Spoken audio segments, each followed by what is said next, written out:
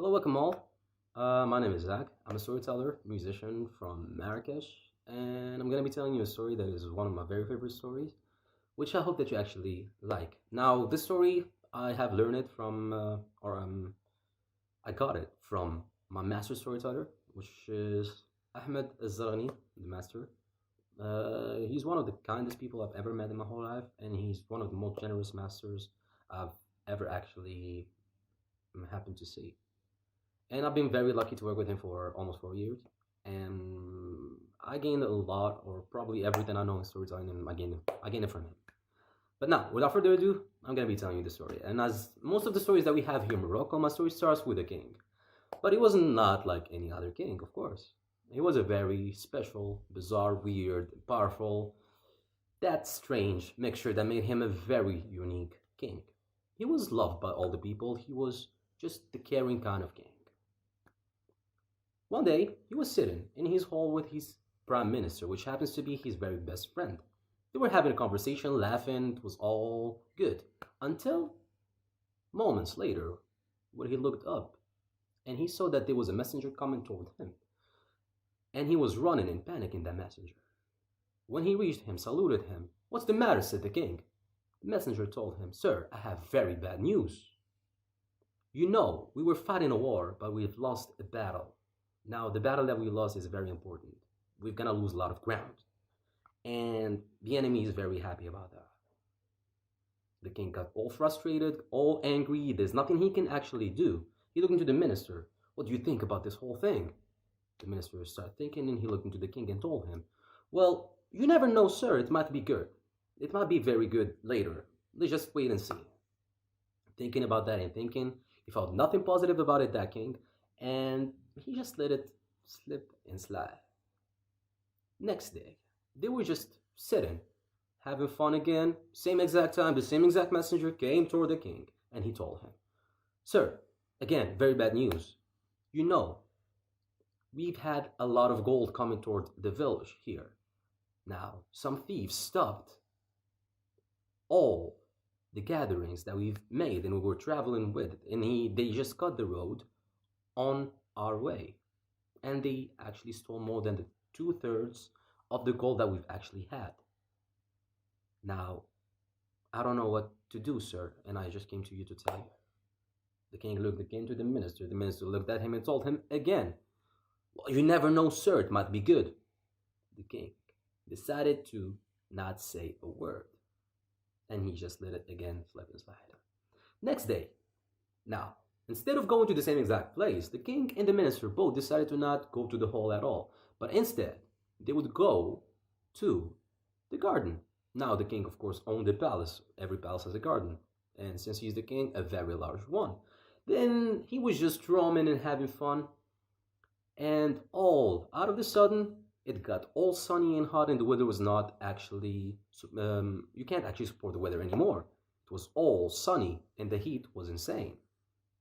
So he decided to go and lay down underneath a tree with his minister to get some fresh air and just like cool down with the shadow.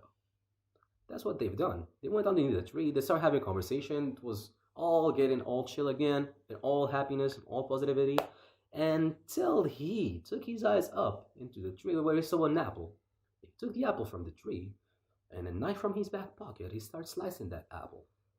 But slicing and having a conversation was not a very good idea, because all out of the sudden, he actually sliced the apple while touching his pinky, and he started bleeding. "Oh, look, minister, this is very bad again. I don't know why I've been followed with bad luck," the king said. And the minister didn't know that the king was very angry at the moment, so he looked at him again and told him, "Well, sir, it all might be good." With all the frustration in the world, the king stood up, looked into the minister, and told him, "How come? How are you telling me that this might be good? You told me that about the thing that happened before yesterday. I've lost a battle, a very important one." I said, "Well, you never know. But again, the second day, I've lost a lot of gold and jewelries and a lot of money that belongs to me. And you told me that it might be good, but it wasn't. And now I'm bleeding. There's nothing positive about that. How can it be good?" Now, the minister wasn't expecting such answer, so he wasn't actually prepared. He didn't answer back. But the king wanted answers, which he didn't receive.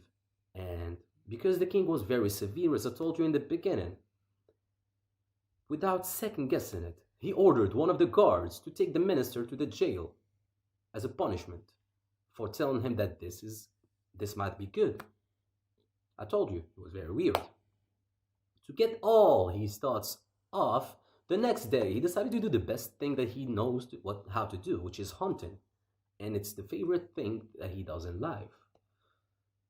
He went out from the village on his horse with a lot of prime ministers and other ministers.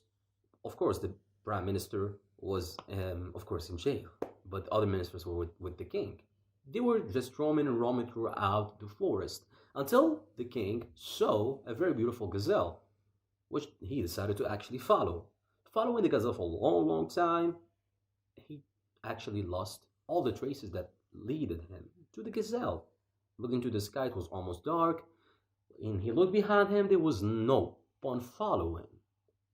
And only then it did hit him. The only one who can actually keep up with his skills of horse riding was the prime minister, which was jailed. And now he's in the middle of nowhere. He doesn't know where he is. Even the gazelle is gone.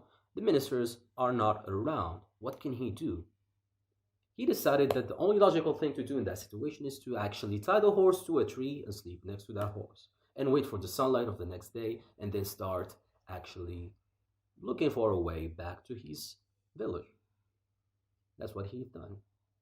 But he intentionally, or he thought that he gonna wake up peacefully, but that didn't happen. The next morning, the sounds and the language that he woke up hearing was not very familiar to his ears. So the moment he opened his eyes, he saw something very strange and unexpected. He saw some group of people gathering around him, wearing some very old and very barbaric clothes, surrounding him, and screaming some words with a language that he doesn't actually understand. So he got all panicking and he started feeling the fear. He looked away to his sword. He found out that his sword was so far away from him. He had nothing to do but to fight them with his hands, which wasn't something that he can actually do because there were a lot of people. So he decided to give up and just see what they want to do with him. So surrounding him and just pushing him and just trying to drag him all the way until they tied his hands with a rope and they led him to a cave.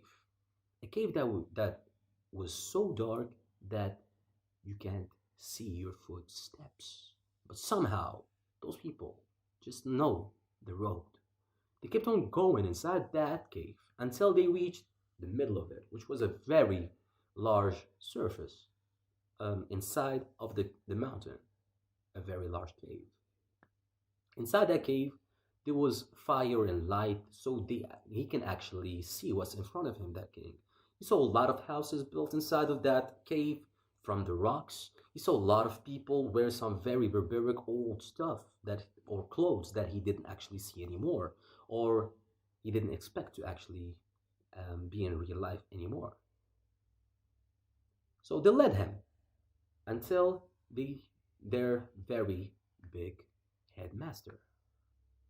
He noticed that he's the headmaster from the beard that he had and from the look that all others gave him and all the respect that others gave him.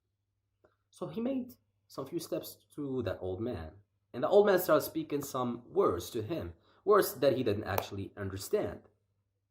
But before he knew, that old man actually went to the others and told them some other sentences that he couldn't actually understand too. Before he knew it, the others came toward him, took the ropes from his hands, and started taking off the clothes of the king and started to wash him. They started washing every guy would wash a hand, the other would wash his back, his legs. He didn't actually understand why they were doing that. But there, when he was just slaying and letting them wash him. One guy that was washing the hand of the king noticed something very strange, and he started screaming to the headmaster of those people and gathering the king from his hand to the headmaster.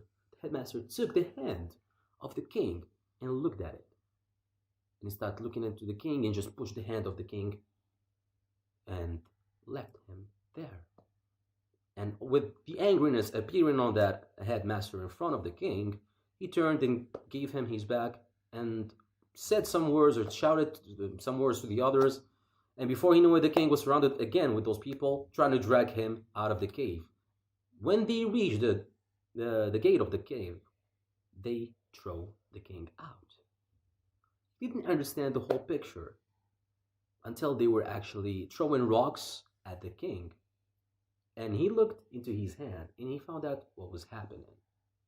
What was happening is that those people wanted to actually make the king as a sacrifice to whatever they were believing in, a human sacrifice. But he wasn't actually complete, that king.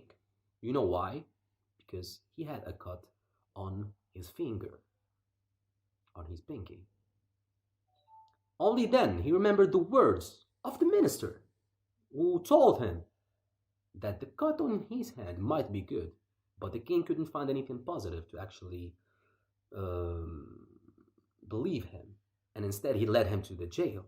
But now finally he realized that the minister was actually wise and saying something very powerful that actually saved the king's life. That's something very powerful on the king. He didn't actually expect. So he started looking around until he found his horse again, and he did ride his horse until he found a way back to his village. By the gate of the village, he found out that everybody was waiting for the king to come back, and they were all gone, looking for him everywhere. And they started shouting, and people were happy. We found the king is back, the king is here. They led him until his palace. He got inside.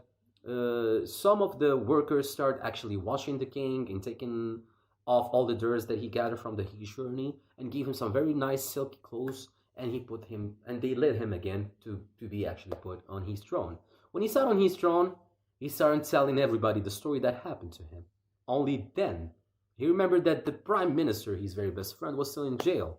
So he ordered one of the guards to go and bring the minister.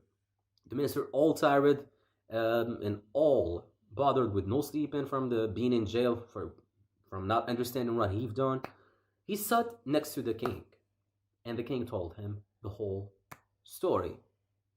But there, the minister looked into the king and told him, well, you told me now the whole story, and told me that my sentence, it might be good, actually helped you.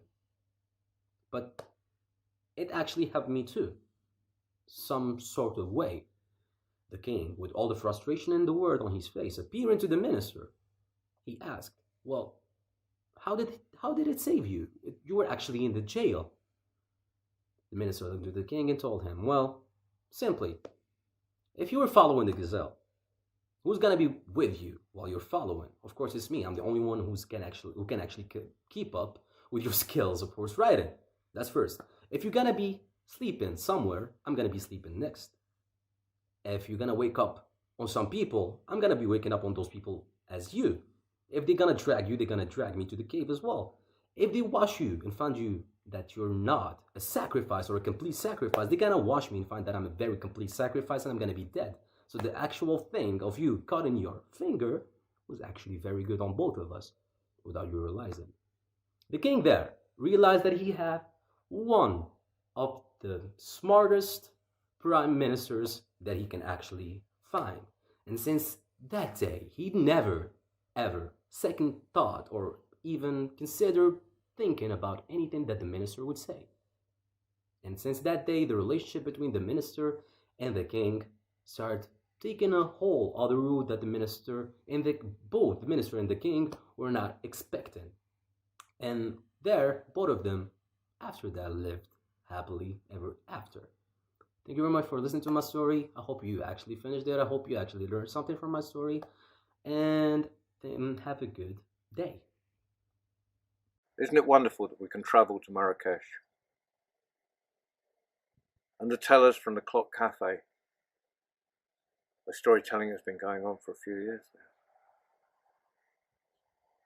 And we can listen to those tellers, but those tellers don't have the benefit of Social Security or anything else. So whatever you put in the hat will go directly to the tellers from the Clock Cafe.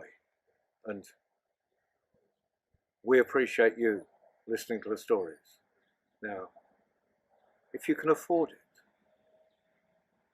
show your appreciation by dropping a little in the hat for those wonderful tellers from the Clock Cafe in the Casbah.